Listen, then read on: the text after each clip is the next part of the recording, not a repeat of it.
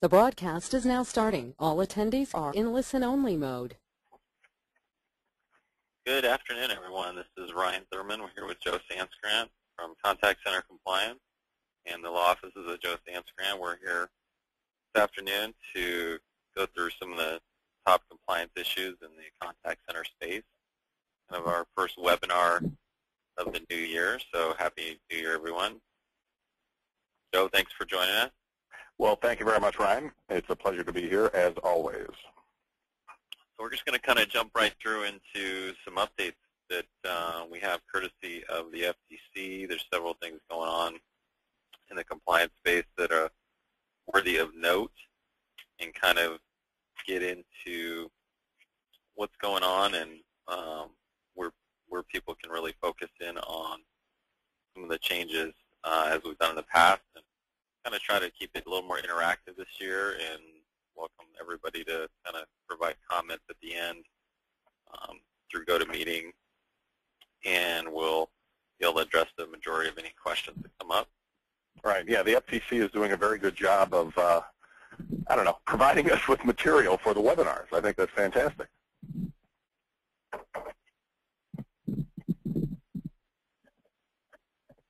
So, as a kind of intro to compliance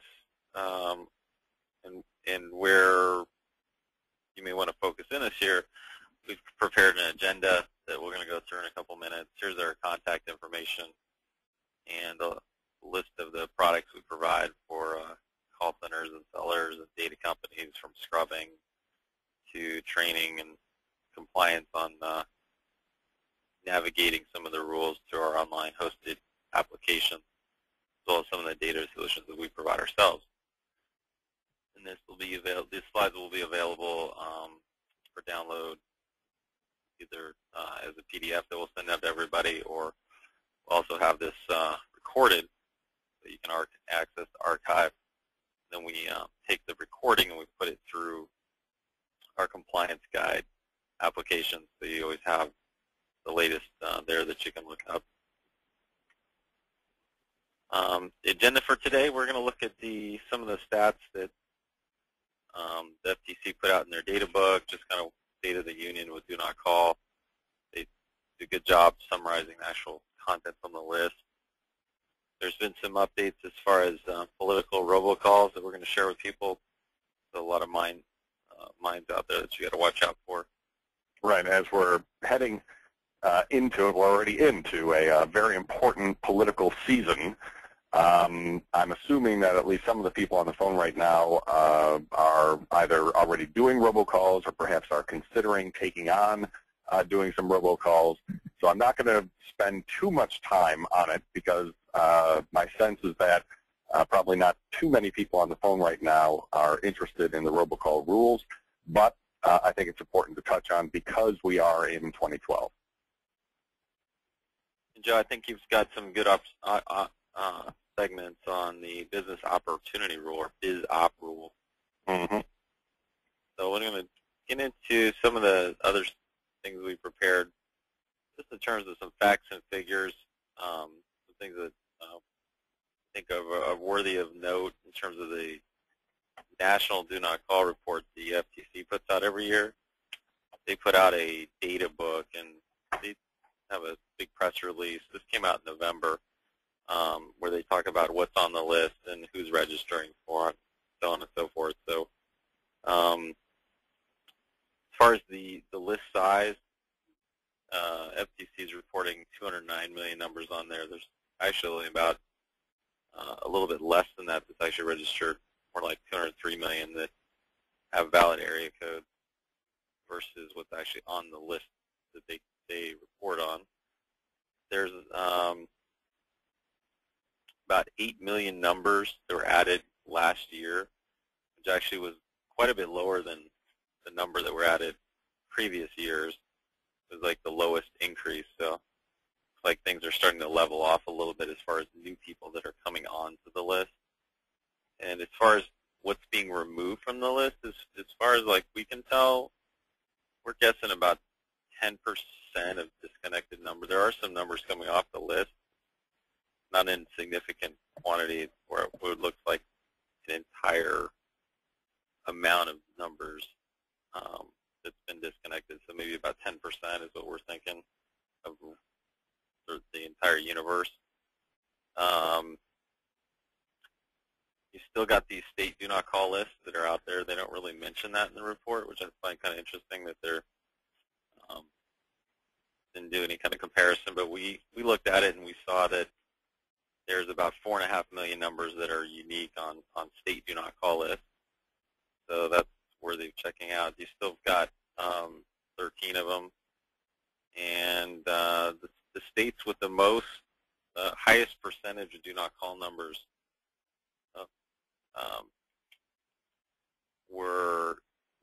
they actually list the whole U.S. and break it down, and they actually have a map up where you can look at the states. And these are the top 10, which a lot of them are back east and highlighted, so you can kind of plan your campaigns and take a look at that. That's also listed in the report. And then of the people that have paid for the list, the industry, that has really changed quite a bit. And we're at the lowest number of the entities who have paid for the list, 3,200 versus back in 2007, we had like twice the number of companies that were paying for the list. We still got people that get the list for free with a 5 or few area code, so that would be where they're just getting a couple area codes, or maybe just a regional marketing company.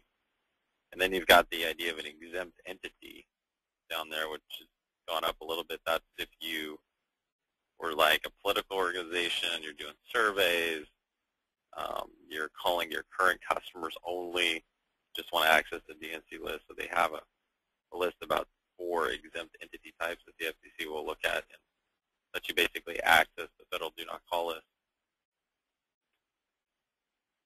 They handled 11.1 million cumulative complaints last year, quite a bit, but compared to the number of calls, probably quite low. 2.2 million complaints in the fiscal year. They're still getting a lot of complaints against robocalls, which is why they're actually, you can see it in their enforcement action that I'll talk about. And Joe's got the rules on some of those extra political things, but they have also found it interesting they have a separate complaint process now in there. That's why they're kind of targeting robocalls. And even Louis Greisman was at the ATA last year, and she said that they were asking for the industry to help kind of vet out non-compliant campaigns. I've actually gotten several calls where companies are still using what they are Press 1 campaigns, which is still, Joe, right, a pre-recorded sales call, like a Press 1. Yep. If it starts out pre-recorded, it's a pre-recorded call.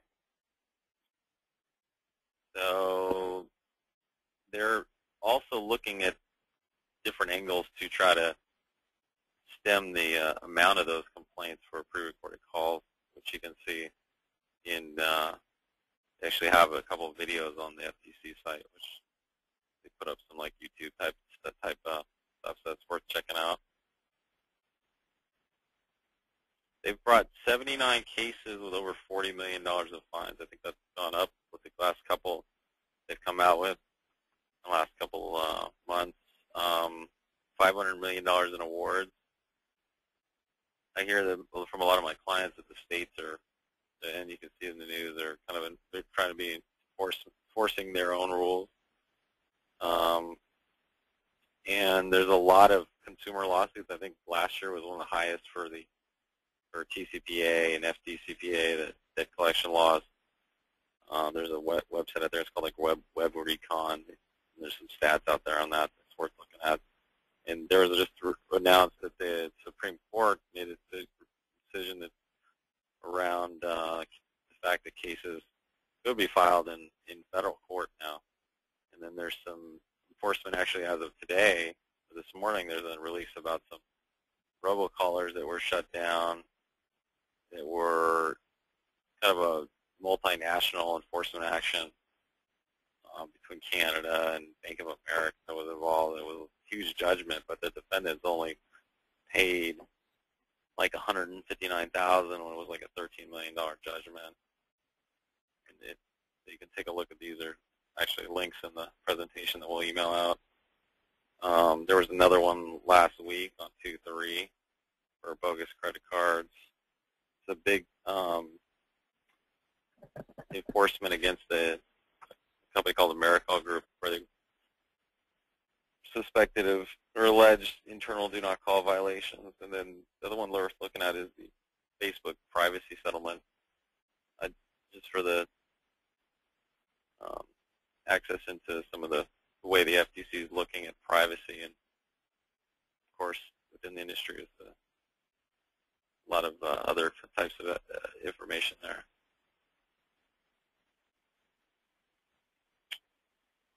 Joe, do you have anything you want to add on that, or you want to get into some of the information that?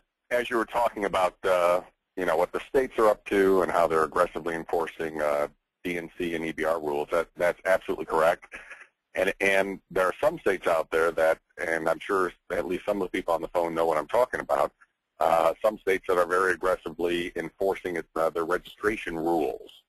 I'm sure that at least some of the people on the phone right now have been contacted by one or more state AGs with the notice that, okay, we've received a complaint from one or more consumers. We checked our list of entities that have registered within our state, and we've discovered that your company has not registered. And so states are, certain states are being very aggressive in getting telemarketers signed up and registered under their commercial registration rules. And, to a certain extent, it may occur every year, but this year seems to be worse than others. That's good to know. So just in case anybody's been contacted and you're panicking because you feel that you've been singled out, guess what? You haven't been singled out. And it's always surprising to me that the states don't do this more often. Conduct a sweep to go after companies that have not registered within the state. There are tons and tons of companies that are not registered as appropriate across the United States, and that strikes me as a bit of an easy kill for the various state regulatory agencies to enforce that.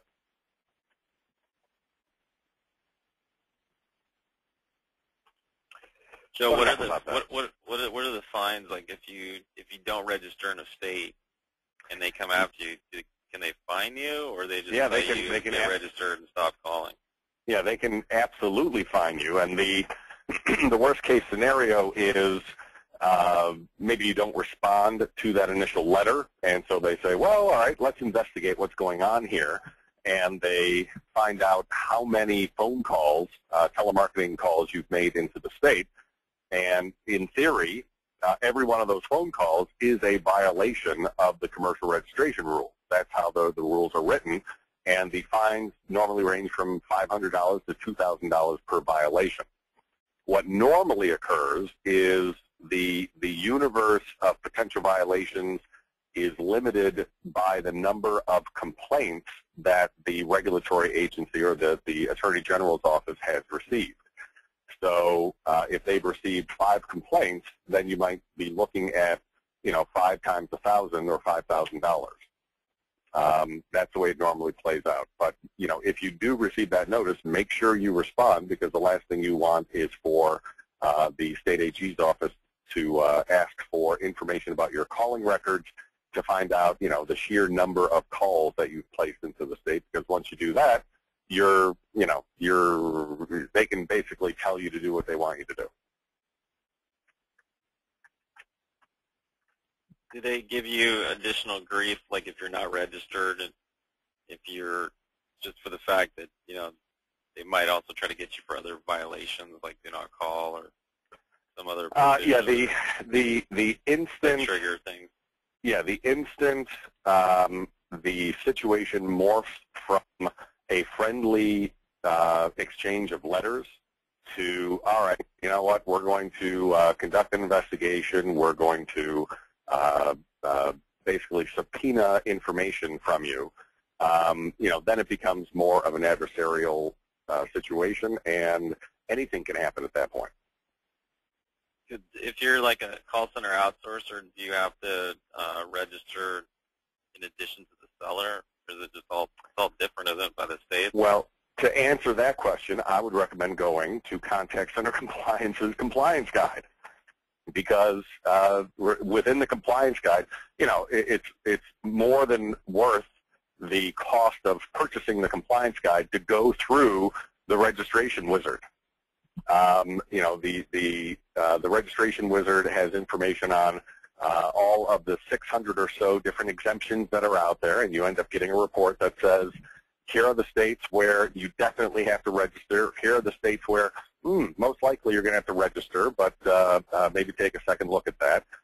And it's just a very, very helpful tool. And I think maybe a lot of people, maybe they're afraid to find out how many states they need to register in, but it's worth the cost of purchasing the Compliance Guide, in addition to all the other stuff that's in the Compliance Guide, just to run through the registration wizard to find out, where you're at in terms of registration. Yeah, definitely.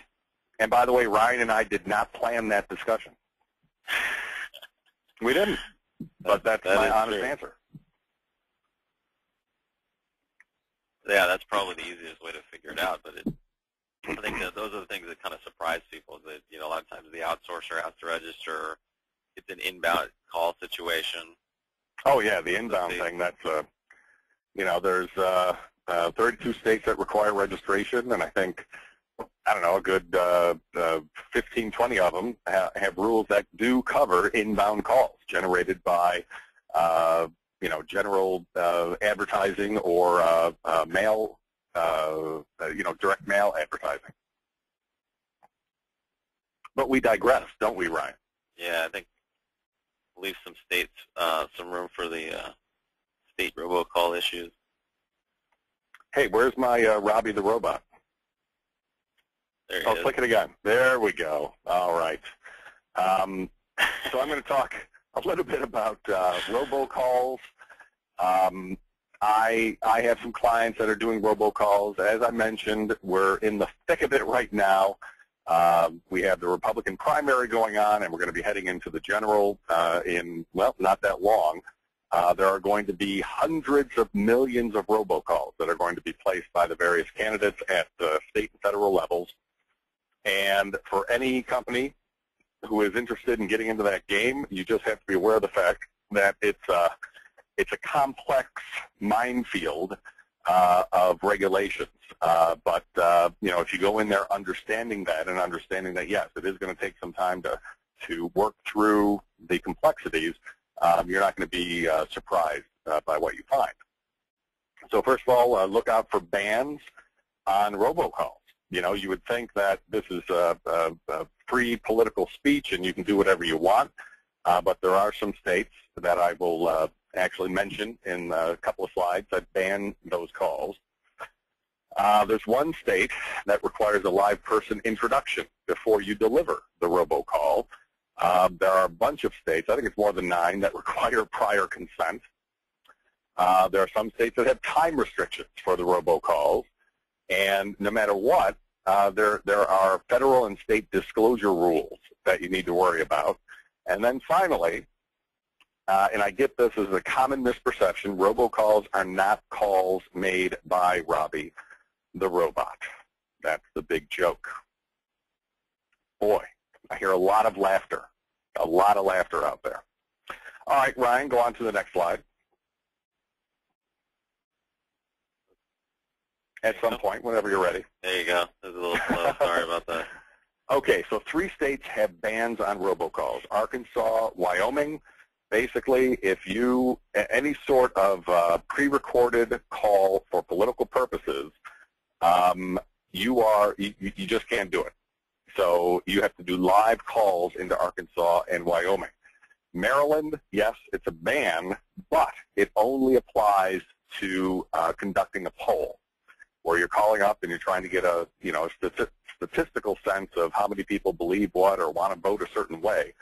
Everything else, such as issue calls, something like that, or introductory calls, you know, I'm running for this office and I'd like you to vote for me, that's okay in the state of Maryland.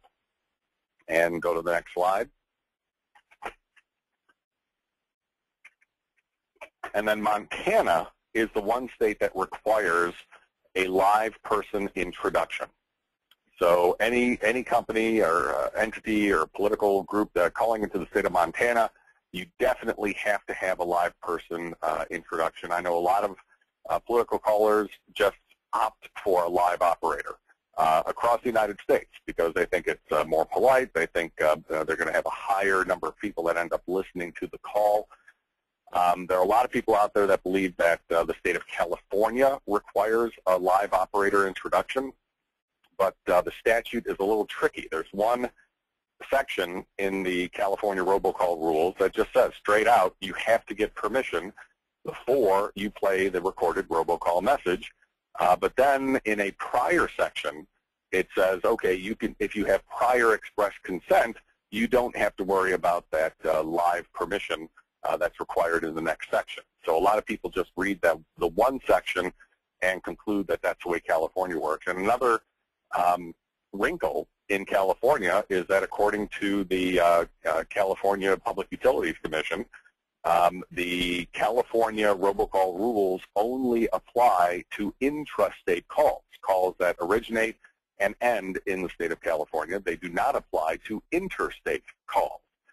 And I know that out in the field, there's just this general idea that you shouldn't call into the state of California, and I don't quite understand it. It's basically gossip in the industry that has led a lot of people to cross California off their calling lists. But anyway, Montana is the one state where a live operator is in fact required. Next slide. Okay. There are some states, as I just mentioned, California among them, that require prior consent before you send off that pre-recorded call. And I list them out here, and what prior consent means is, in some way, shape, or form, if you want to call with a live person and you want to get the person to consent to the call, you can go ahead and do it. But in these states, maybe there are other ways to do it. If you're calling maybe a list of people who are members of the political party, and as part of the signing up process for that political party, you get them to sign something that says, yes, I give my consent to hear robocalls, well, then you can call up those people because they've given prior consent to do so. There are, as I understand it, some companies out there that are at least attempting to generate, large lists of people who have, in fact, provided such prior consent so that robo-dialers can call into these states on behalf of, political campaigns. A bunch of states require specific disclosures with regard to, who it is that's calling, the purpose of the call, a whole bunch of different things. And no matter what happens at the federal level, the Federal Communications Commission, as part of its general rules governing the delivery of recorded messages, you have to state the identity of the entity responsible for the call. You have to state a telephone number of the entity so that the person who receives the call can call up that number and maybe make a do not call request, something like that. And then finally, the devil is in the details. As I mentioned, California, the rules only apply intrastate. And quite frankly, New Jersey too. That's something where your attorney needs to take a look at the New Jersey rule and depending upon how risk averse you are, make a determination there. Kentucky, alone among the states, allows for keypad consent prior to playing the robocall. So if you call up a person with a robocall and you say press 1 to hear the message, that is acceptable. New Hampshire, you have to scrub out do not call numbers. And Maine, Maryland, and Tennessee, you only have to worry about polls that you are conducting via robocalls. All other types of political calls simply do not fall under the rule. And let's see, is there another slide on robocalls? Next slide. Other considerations, right? And I mentioned specific disclosures. Do you have to disclose the nature, purpose of the call? Are beginning and ending disclosures required in Kentucky? They have rules about specific disclosures. You have to do it at the beginning and end of the call. Do you have to disclose an address of the entity responsible for the call? There are some states that say you have to make the disclosures within the first 10 seconds of the pre-recorded message, for example. Do you have to disclose that the message will solicit funds? And do you have to state that the call is, in fact, a recording? Montana requires you to say that, hey, this is a pre-recorded political phone call.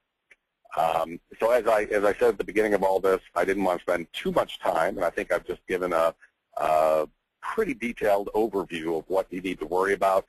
But for anybody out there who is either conducting political calling or thinking of conducting political robocalls, you need to consult with an expert, preferably an attorney in the field who understands all this stuff and who's been kind of living it for a while, because the rules can get very tricky. All right, what's the next slide? Topic near and dear to my heart. Oh, wait, time restriction. Boy, there's just more here.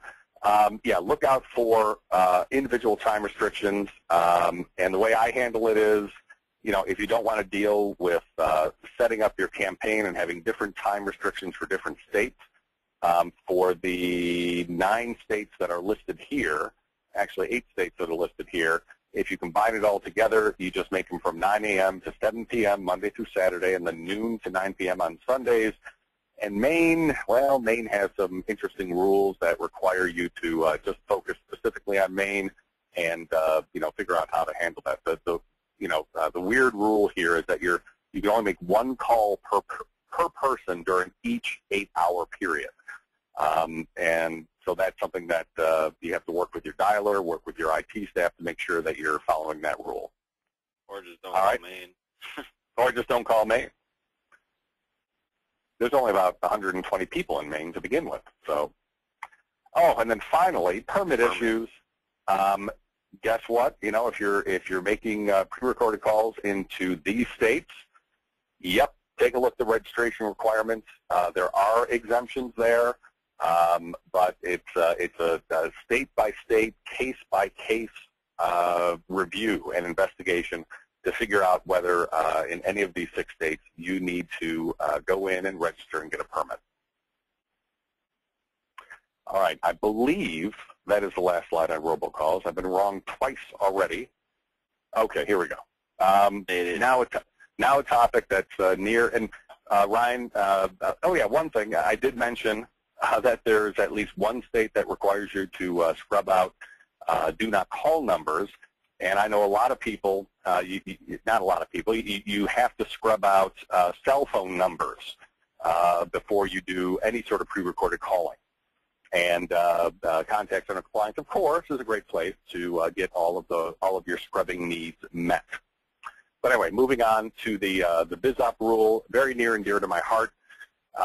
Since I started practicing on my own, going back about 3 years or so now, I have a number of entities that do not themselves offer business opportunities, but they were watching very closely what the FTC was doing with regard to the business opportunity rule.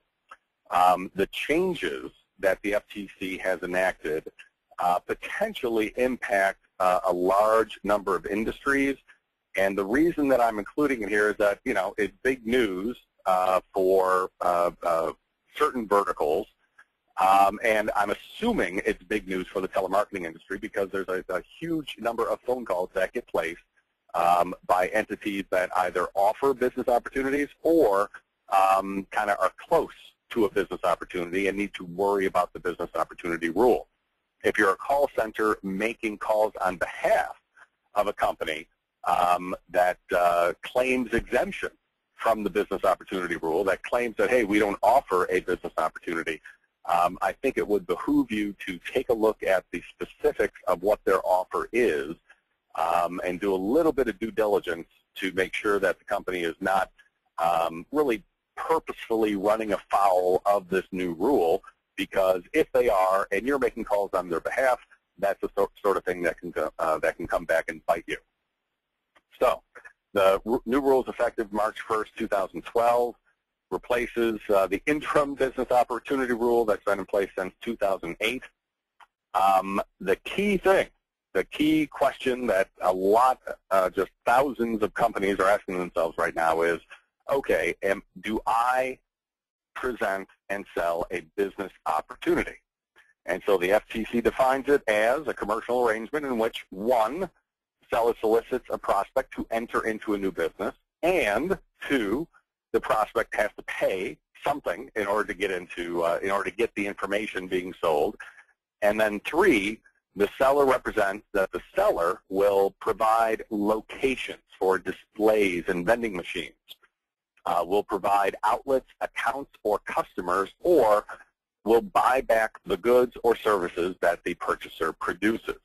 Now, the third prong there, buy back the goods or services that the purchaser produces, that was specifically added by the FTC to get at programs like envelope stuffing at home. That's specifically something where the company goes out and says, hey, stuff envelopes at home, you do the work, they take back the envelopes that you have processed, and then they pay you for that. So they consider that to fall into the third prong. For purposes of the companies that really need to look at this rule and figure out whether they're a business opportunity, the main prong here is number two. Are you providing outlets, accounts, or customers? And there are plenty of offers out there where you're going to people and saying, hey, you can work from home using the information that we give you. That is, let's say you want to set up an online selling environment of some sort, and you are a big scuba diver. We will help you put together a website, and we will help you figure out how to procure the goods that you are going to be selling on that website. And so, in essence, we're gonna do everything that we can do to help you set up an online presence to sell, for example, scuba goods.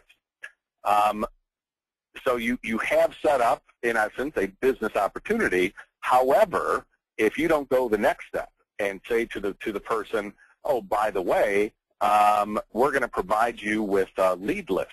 We're gonna set you up so that you have customers. We're going to drive traffic to your account, to your website. We're going to drive customers to you. And there are a lot of companies that do exactly that. That's where you really have to take a look at the rule and try to figure out whether you're going to comply with the rule or perhaps change your practices. So let's say you are, in fact, a business opportunity. What happens then?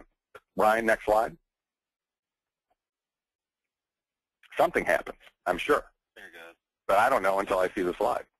Me neither. The disclosure document. This is a form that you have to make available to the prospect. So you're calling people up, you're offering what the FTC has now defined as a business opportunity.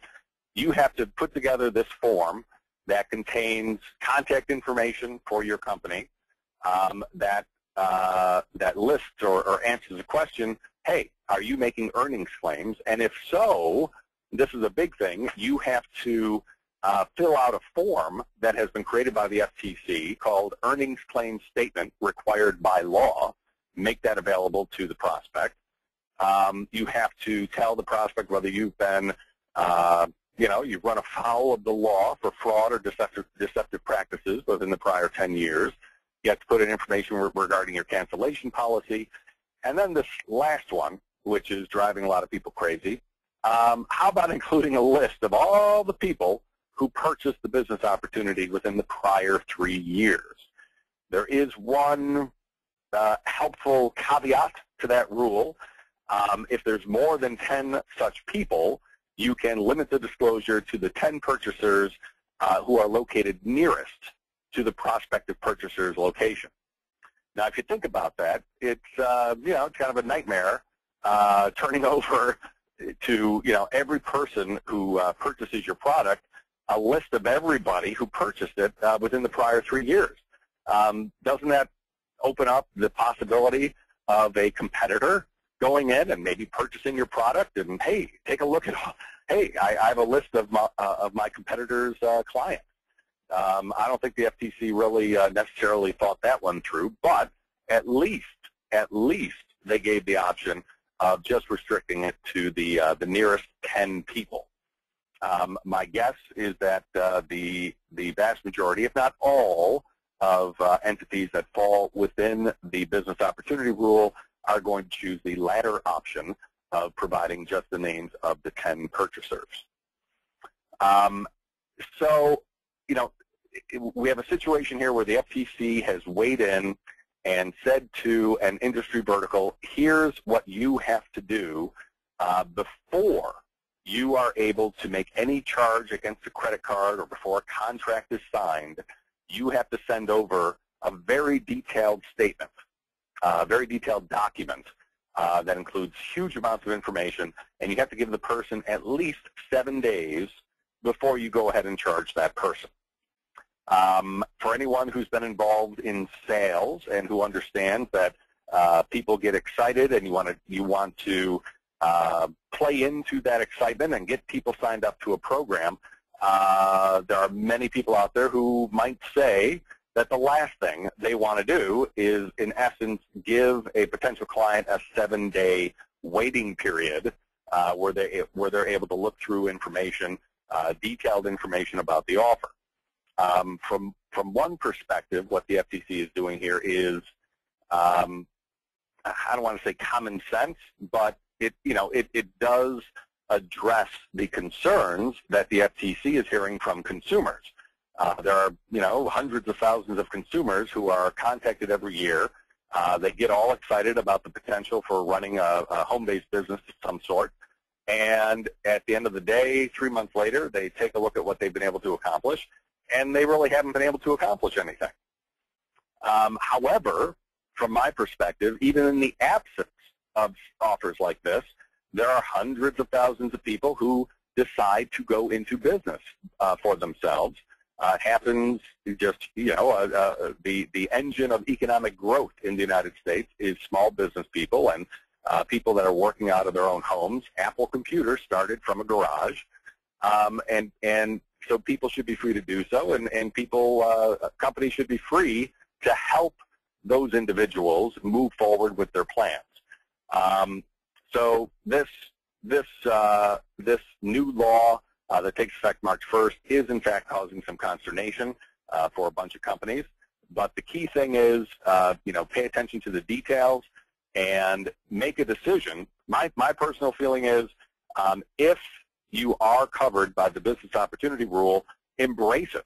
Just, put together a wonderful detailed statement, and more or less go to consumers and say, hey, we are regulated by the Federal Trade Commission. We have to produce this information, and more or less tell the consumer that that it's actually a sign that the offer that you're making is a good offer, because you're regulated by the Federal Trade Commission, and you're under an obligation to produce all sorts of information, and you believe in your offer so much that you're willing to give them 7 days to think about it and then get back to you.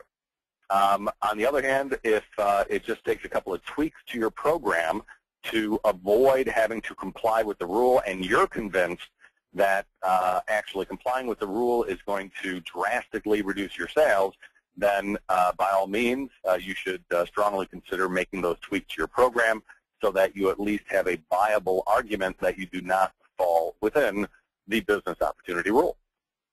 Hey, Joe, there's a good question that came in, which was, what constitutes an outlet under the business opportunity rule? Do you think a website constitutes an outlet? Well, there actually is a definition within the rule for providing locations, outlets, accounts, or customers. And I don't want to bore everybody by just kind of reading through it, but I am going to read through it and paraphrase it because I'm looking at it right now. So providing locations, outlets, accounts, or customers means furnishing the purchaser with existing or potential locations, outlets, accounts, or customers, requiring or recommending one or more locators or lead generating companies, providing a list of locator or lead generating companies, collecting fees on behalf of one or more locators or lead generation companies, offering to furnish a list of locations, or otherwise assisting the prospective purchaser in obtaining his or her own locations, accounts, or customers. And here's the key thing. It's a caveat, provided, however, that advertising and general advice about business development and training shall not be considered as providing locations, outlets, accounts, or customers. So anyone, the person who just sent in that question, and anybody else on the phone, and anybody else out there who is asking the question, all right, well, what does it mean to supply an outlet or a customer? Does that fall within it? Does this not fall within it? Take a look at that definition.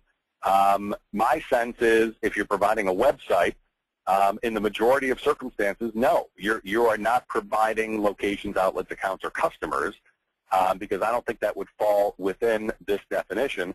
However, I can certainly imagine circumstances where if you're providing ancillary services to a website, maybe search engine optimization, maybe you're guaranteeing that you're going to be driving traffic to the website, then you definitely have to consider whether you fall within that definition.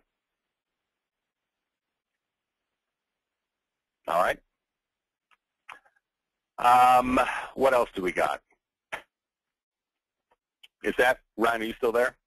Yeah, there's another question about whether the time restrictions are specific to robocalls. Yeah, the time restrictions that I put up there are specific to the robocall rules. So it's not just general rules regarding teleworking.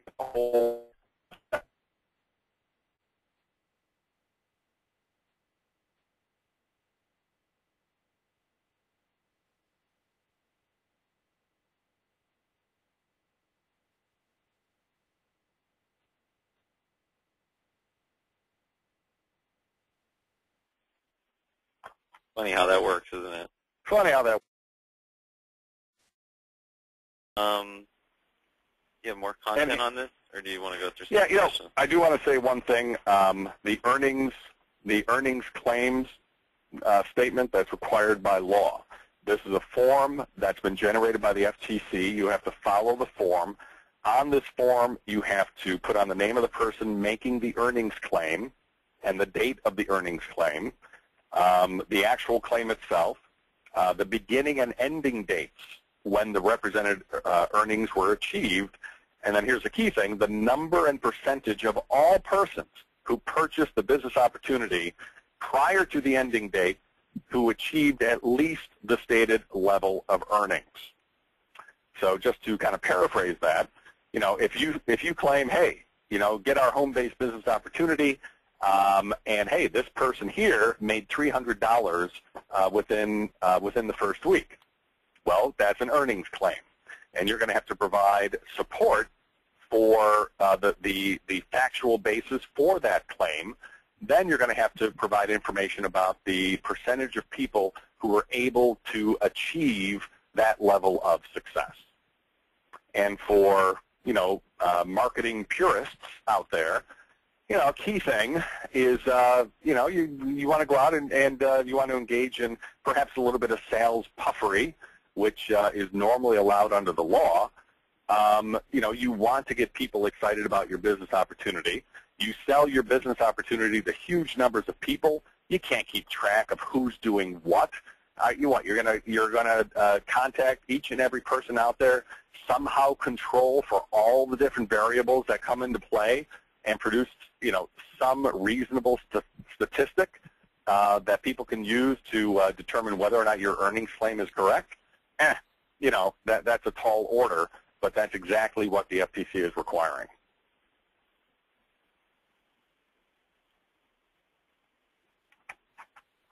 All right. Anything else you want to add about the business opportunity? Nope. Anybody who has any questions about it, looking for some guidance, just contact me at jws@sanskrantz.com, and I'll be more than happy to.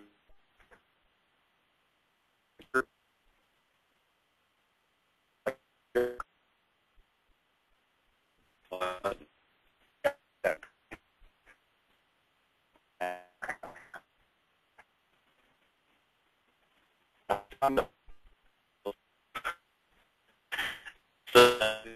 up here,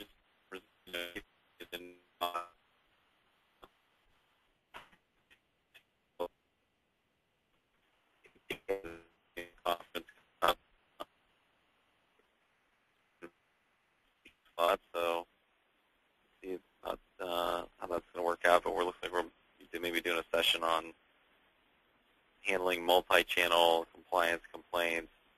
Might try to get somebody from the AG's office or the Better Business Bureau out there. Mm-hmm. Compliance guide, we've got a link to that here too as well, just in terms of if you guys want to take a demo of that. It does handle the registrations really well, as the other state and federal compliance rules for the calling time restrictions, monitoring, call recording.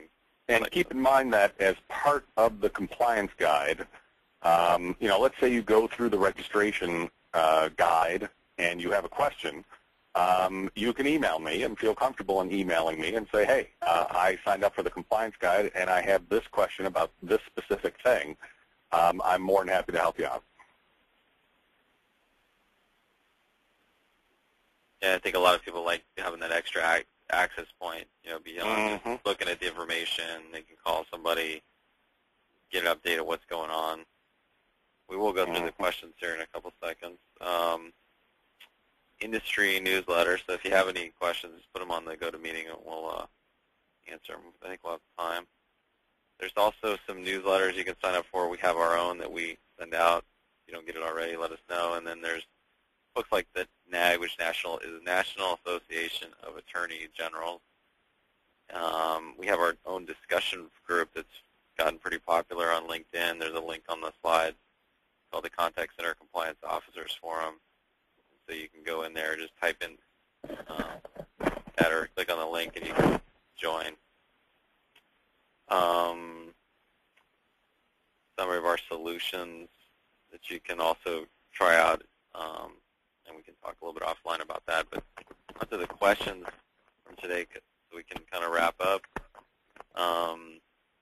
There's a question about when it comes to state registrations, Washington, D.C., I believe, has some sort of regulations or something, but you can't actually file. Yeah, no form. What's the status on that? Are they were going to change the law, or is it just going to stay in that government kind of? I recommend that you write a registration statement in crayon on a piece of paper and send that in. No, I'm just kidding. It is incumbent on any normal governmental institution, if they are tasked by their legislature to do something, you would think that they would do it. But no, Washington, D.C., they have a rule in place to register, but the agency that's supposed to handle it has just never created a form to do it. So guess what? You don't have to register. There's some other quick questions here. Somebody was asking if we will be discussing anything in reference to collections laws. I think we didn't really get into some of the nuances about cell phone restrictions, but that's the one issue that that raises a good point, Ryan, and maybe perhaps we should think about doing a webinar specifically for that, and we can bring in, I can talk about the cell phone stuff on the collection side, but perhaps we can bring in an expert on the Fair Debt Collection Practices Act and talk about all that. Yeah, definitely. So we'll put something like that together. We will have these slides available, and then we'll email everybody out, copy the deck, and a link to the presentation. So get other people that want to check it out that couldn't make it today, forward that along. Let's see, there's some other ones here. Somebody asked if we should anticipate regulations of marketing messages in social media or in the application on smartphones. Yeah, what absolutely. entity would write such rules and under what authority legislation. I think the FTC came out with something just recently where there's some screening applications where people are using for like tenants or something like that, or verification type tools or apps, and now they have to have special notification in there. There's some additional rules around that. So yeah, the FTC approaches those issues from the consumer protection side in terms of unfair practices, but it also approaches it from the privacy side. And yeah, absolutely, I expect lots more from the Federal Trade Commission on that in the next 5-10 years. Absolutely. somebody asked about some of the compliance issues when calling business to business. As far as that applying to TCPA or DNC rules. Specifically like Indiana or something like that has some kind of a ruling on that. Well, when it comes to do not call, B2B you don't have to worry about B2B when it comes to do not call. The one area where it does get a little you have to worry about nuances is home-based businesses. People that take their home phone number, use it as a business number, and you call them up, and they say, well, I'm on the do not call list, but you're calling up for strictly business purposes and offering a business product to something that was held out as a business number. Honestly, that struck me years ago as a big problem, but in practice, it really hasn't come up that much. I haven't really heard of anybody who got slammed because they were making business-to-business calls and they got a bunch of complaints from home-based businesses. And then when it comes to TCPA and other issues, I have a memo that I've been carrying around with me in a folder for probably about 8 years now that drives down into the details of B2B and the TCPA, and it's too complex to even address here. But whoever asked that question, you can contact me and at jws@sansgrant.com, and we can talk about that. Yeah, it makes sense.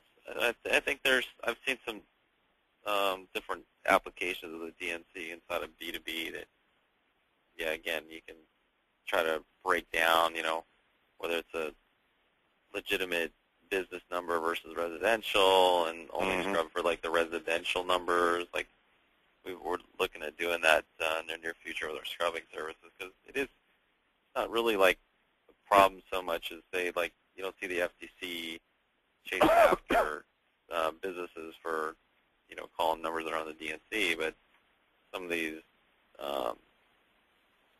people that are attorneys that work from home, they're just going to give you the runaround and maybe not be the best people to call. So right. I want to just trim off those kinds of numbers. Well, attorneys in general should just be ostracized from society. Again, a joke. See, I can't make you laugh, Ryan. What about the people listening in? I know. I'm getting some virtual laughter on here. All right. Next time I'm going to have to turn on the whole thing so everybody can hear each other. Yeah. Any other questions? Someone wants to know if service calls are subject to the robocalls. There is no solicitation, just service. You know what? The answer is yes and no. And the robocall rules are, and just pre-recorded rules in general, at the federal level, no. Service calls would not be subject to the TCPA stuff. However, at the state level, I would recommend state-by-state review with a specific look at to what it is that you're attempting to accomplish with that service call. And whether or not, you're like, there are some pharmacies that will call up and tell people, oh, by the way, your prescription is running out, and you can get it refilled here at this pharmacy. that sounds like a helpful service call, but guess what? People are not obligated to refill their prescription at that pharmacy. So guess what? That is, in fact, a telemarketing call. So there's an example of something that where people think it is a simple service call, but it really isn't. So you have to look at the details of the call. Great. I think that kind of was a good question to end on. We've got a few others, but I think we kind of covered most of the questions that were related to the topic that we had today. There were some good ideas for some topics for next time. Business to business, and the other one was credit collections. Collections, that's right. So yeah, we'll definitely try to put some stuff together. Anybody else has suggestions? Otherwise, we're going to definitely get these slides out. If we're not working with you already to help you with compliance, definitely interested in talking to folks and see what we can do with our technology. The next webinar is probably going to be 3-4 weeks from now, and we'll definitely kind of keep everybody in the loop. And if you're not on our LinkedIn forum, that's a good way to kind of interact with folks and be able to put up compliance questions that you maybe want, other people to respond into, or some of the news coming down from different sources. I know there's a lot more international folks on there now than there used to be that I've seen join. So appreciate everybody's input and participation, and hopefully maybe see some folks down at the ATA conferences. It's earlier this year. It's in April and May. And they're having it down in South Florida and in Hollywood. They worth checking out. All right, beautiful. All right, thank you, Ryan. Thank you, everybody. Thanks. All right, bye-bye. Have a great day. Bye.